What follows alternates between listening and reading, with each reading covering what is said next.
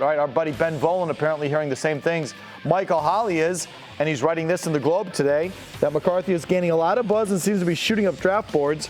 While McCarthy just won a national championship and expertly ran a pro-style offense under Jim Harbaugh, he's also just 6'2", 220, and doesn't have any elite traits. Good athlete, not dynamic, writes NFL Films' Greg Cosell.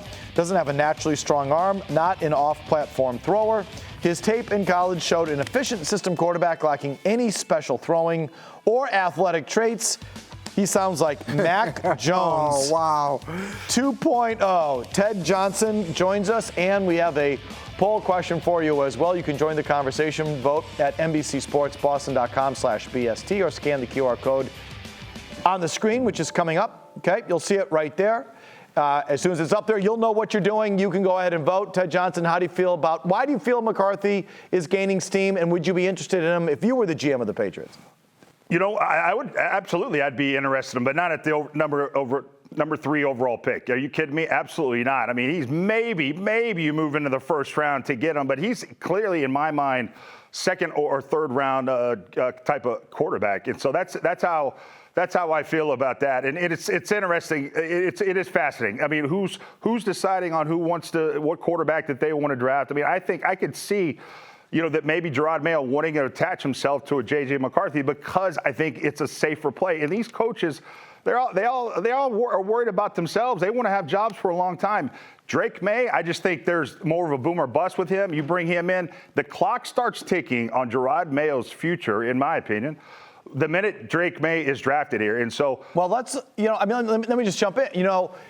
And when you talk about a coachability factor, the coach wants guys that are coachable. Yeah. You've just got to say from the outside that that's J.J. McCarthy. I mean, Jim Harbaugh is an NFL caliber coach, was probably a very rigorous guy, and J.J. McCarthy thrived in that. Apparently, Drake Maye has a lot farther to go, Ted, has a lot more work that needs to be, put in, and that takes a lot more coaching, and who knows how he stands. So if you're a head coach worrying about the coachable guy, maybe that plays into J.J. McCarthy as well. Yeah, maybe. Yeah, absolutely, Mike. I mean, maybe. And it's interesting. I mean, we got, Holley last night dialing it back, and maybe the person that called him to tell him to dial it back called Zolak a couple of weeks ago and said he needed to dial it back. And it was the same guy that called Gasper a week ago and told him to dial it back. That, part of me thinks that all this kind of J.J. McCarthy, attention in the last couple weeks from guys that I know and trust telling me this stuff, you start to wonder, are the Patriots trying to get all of us convinced that if they take J.J. McCarthy at number 3, it's the right decision? Maybe they're getting us prepared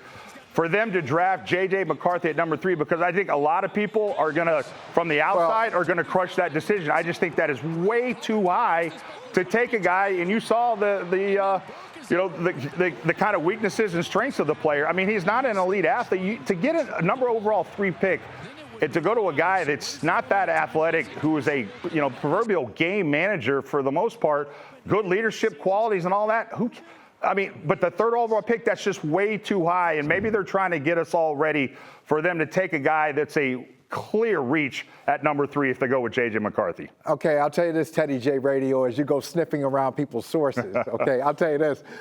It's not just the Patriots. Not just the Patriots who are excited about J.J. McCarthy. You said you take him in the 2nd or 3rd round. I'm with you. However, he's not going to be there in the 2nd or 3rd round. He's not going to be there at number 10. He is going to go. So this is not a Patriots-produced phenomenon where they're trying to get people excited about this guy. I think a lot of people in the NFL are excited about McCarthy. Let me ask you this, though. What would you do? I'd love to hear from both of you on this. What would you do if the goofy Commanders, you don't think he's a number 3 overall pick, what if the Commanders take him at number 2, McCarthy? And now you're left with the choice of Jayden Daniels and Drake Maye. It's not just like, I got to take Drake Maye. He's the guy there. McCarthy throws off the whole mix if he goes at number 2. What do you do, Tim? Are you kidding me? Michael Holley, you got to be kidding me. You just made it so easy for me. You made it so easy for me. If the Commanders want to take J.J. McCarthy at number 2, I'd run up to the desk and put in my order for Jayden Daniels. That's who I've wanted this whole time. That's why I wanted the Patriots. Believe it or not, I told them not to tank all season long except for the last game of the season. I said, well, you've gotten to this point. Why don't you try and lose that last game so you can get into that number 2 slot so you secure Jayden Daniels on your roster. So I would be thrilled if the Commanders went and got J.J. McCarthy at number 2 because Jayden Daniels is the guy I want at 3 anyway.